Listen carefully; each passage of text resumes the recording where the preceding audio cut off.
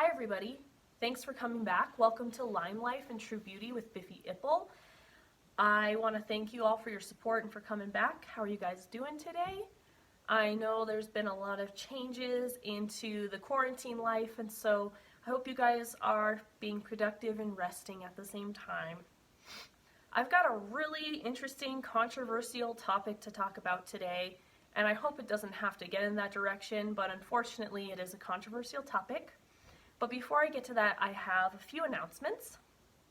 First of all, if you haven't checked out my link tree yet, which is in my Instagram profile in the link, you can click on it and you'll see that I have several links. One of them is for Lincoln Cooper's GoFundMe, and the other one is for my Lime Life shop.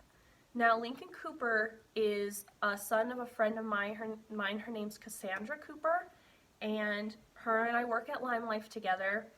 And basically, earlier this month, her son Lincoln Cooper was diagnosed with leukemia. I had decided at that point for the month of July, any kind of earnings that I made, for 50% of those proceeds to go to Lincoln Cooper's treatment. Currently, Lincoln has been doing chemo, and if you want to follow Cassandra Cooper's story, I will put in the link of what her Instagram is as well as her Facebook, so you can see how Lincoln is doing, how her family is doing. It's been quite a road and a journey for them, and so I know that your positive vibes and your prayers are something that the Cooper family, covets. So again, if you go into my link tree, you'll see Lincoln Cooper's GoFundMe, and you'll also see my Lime Life shop. Take a click on my Lime Life shop, check it out. You'll see some great products for skincare, for makeup. It's vegan, it's natural, it's free of harsh chemicals, and I've had so many friends just give great testimony to the products that they've purchased, how it's really changed their skin, it's changed their life. And so not only will you be able to get a great skincare product or makeup product for yourself, it'll also benefit Lincoln Cooper and his family. So take a look at my Lime Life shop to help support them in that way. Another thing that there's still time to enter is my Christmas in July giveaway. Now, in order to enter this giveaway, you actually have to directly DM me, and then I'll give you the information on what you need to do to get into the giveaway for Christmas in July. So please go ahead and DM me. I will again put in the comments my Facebook and my Instagram profile, so that those are two ways that you can contact and get a hold of me. Alright, now on to the topic. As a lot of you know, last week in my Thankful Thursday post, I posted that I am officially going to be trained as a parent coach under PCI, which is Parent Coaching Institute.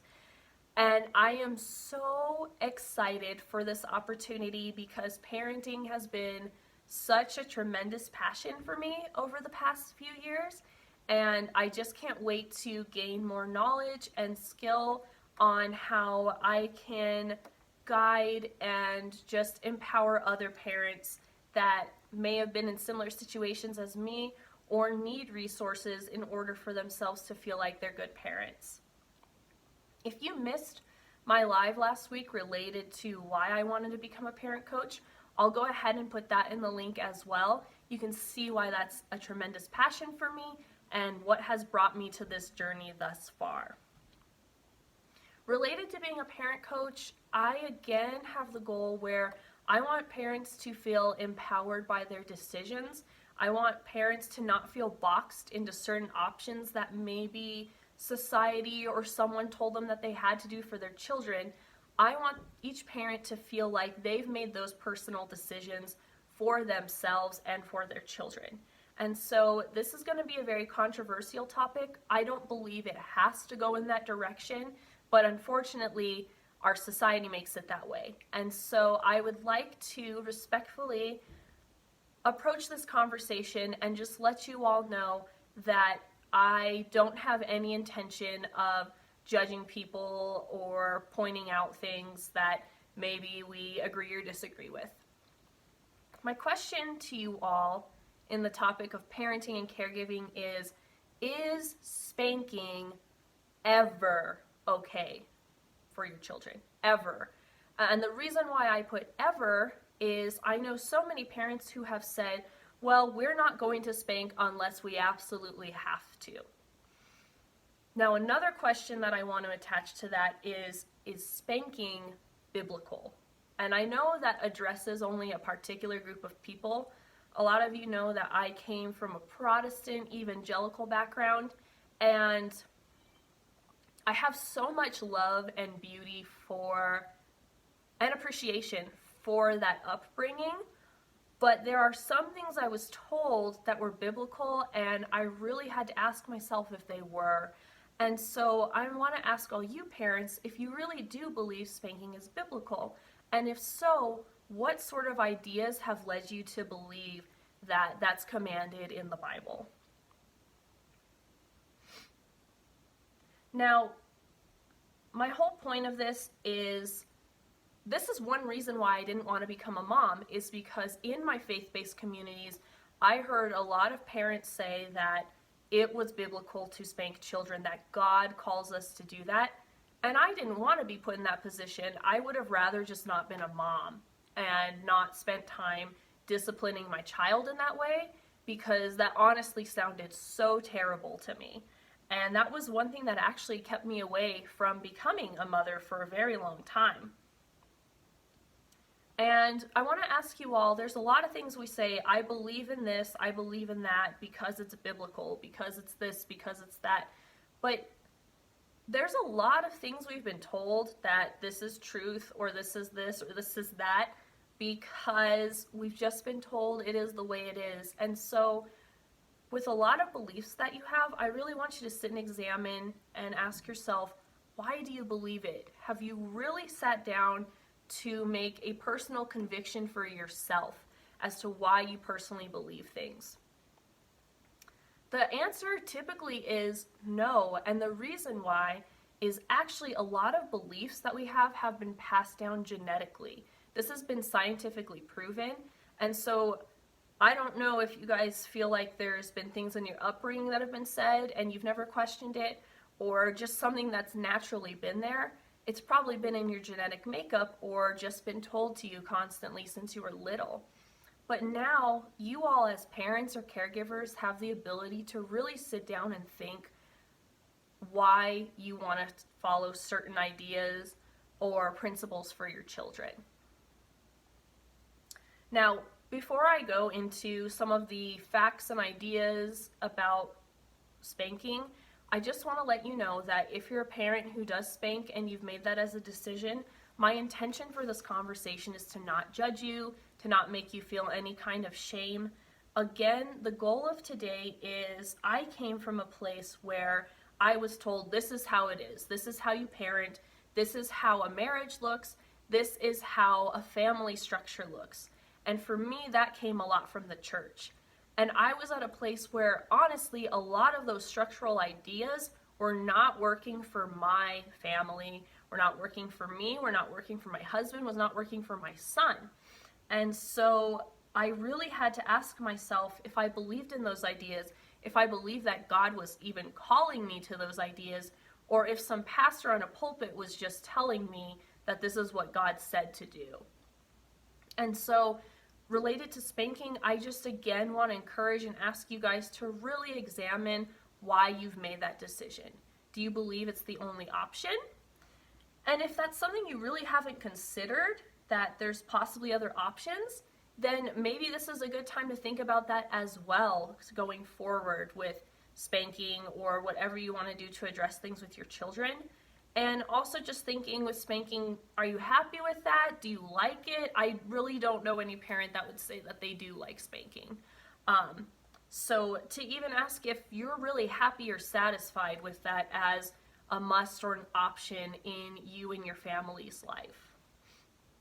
So now I'll go ahead and talk about some facts, some common phrases that have been used to justify spanking.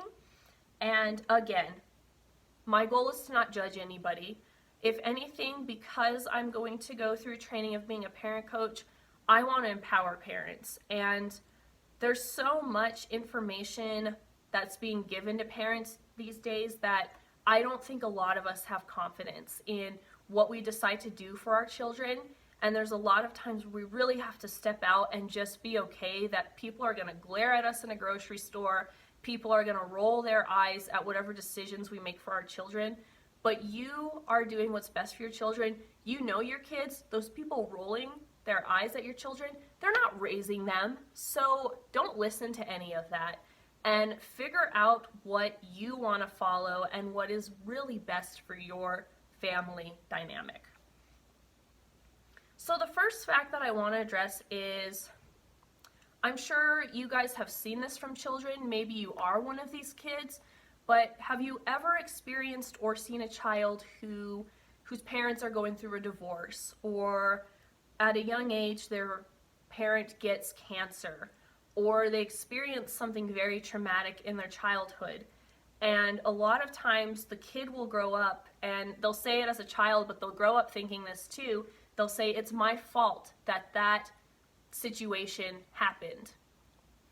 And, you know, I applaud a lot of parents who I know have been splitting up, because I know so many who have done the best that they can to really emphasize to their children that it's not their children's fault for that. We as adults obviously know there are so many different factors outside of our kids that cause relationships to be so difficult. And so that's us, you know, as adults, we're able to have that perspective. But children don't have that perspective. They're egocentric. So what that means is anything that really happens around the life of a child, they somehow believe it involves them. And that's why you'll often hear a child think that parents splitting up is something that is their fault, when really they probably aren't contributing to any of that, really. And so with children being so egocentric, it makes me wonder if spanking is really a good option for that, because spanking is going to bring that egocentric development out in a child, and who knows what they're thinking. They're probably thinking a lot of shameful things about spanking after the results of it. And I know a lot of parents who try to approach spanking well. They try to make sure it's not out of anger. They try to make sure they let the child know what has been the reason for their punishment and such. But the reality is, it's really hard for children to get out of that egocentric thinking, no matter how you try to approach it. Also, a lot of people have thought that cultural norms have maybe changed the perspective of spanking for children, and the reality is there's no supportive evidence that shows that. There was a study of about 17 different countries outside of North America that observed spanking being extremely acceptable in those cultures, and they were thinking that the hypothesis would be that kids would just know that that was natural, that kids would get spanked for whatever they did that they weren't supposed to do. Well, a lot of kids had the same negative, shameful results that children in societies where it's not normal have. And in fact, they were showing a lot more aggression in those societies that were quote unquote normal with spanking. Spanking also raises the risks of problems now and later. And basically, spanking in a lot of research has been linked to more mental health problems. And it's been linked to having more problems and issues with child-parent relationship. And also it's been linked to children having more issues in school. Now, I'll also share some of the resources that I got in the comments so that you guys can go ahead and do your research too and figure out what you'd like to do best, because knowledge is power, right? And so the more knowledge we gain, the more we're able to confidently make a decision in something else. Another issue is that a lot of people think spanking is working, but spanking is actually not working the way that you want it to. So typically a goal for spanking is for the child to comply and for the child to learn a lesson about whatever they're being punished for. But the issue with it is that spanking doesn't bring a behavior for that to be addressed or corrected. And according to theatlantic.com, Andrea Nair, who is a writer, she is an expert on childhood psychotherapy and childhood development. She claims that spanking might scare children into stopping a behavior, but it doesn't get them to have the ability to think rationally about the issue. And it also doesn't give a child the desire to want to cooperate, probably because they are thinking out of a fearful sense of obeying rather than thinking rationally about their action that they're being punished for. And it also prevents people from learning how to manage big emotions and develop conflict skills. So a lot of studies are self-reporting related to spanking, but there is actually